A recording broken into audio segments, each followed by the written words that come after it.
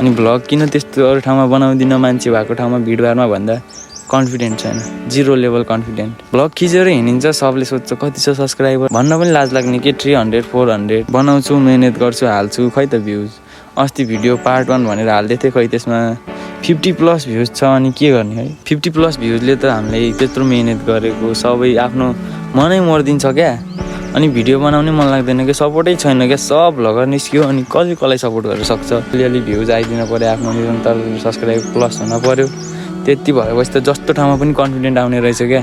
Subscriber नभएपछि त vlog बनाउनु कन्फिडेन्ट नआउने के, लाज लाग्ने छ। त्यसले के भन्ने होला, यस्तो सब्सक्राइबर छैन, यस्तो दुःख गरी हिँडेर भन्ने हो कि यताउति भन्ने हो कि भने एकदम लाज लाग्ने क्या। म चाहिँ त्यो पोइन्टले अगाडि बढ्न नसक्या हो क्या।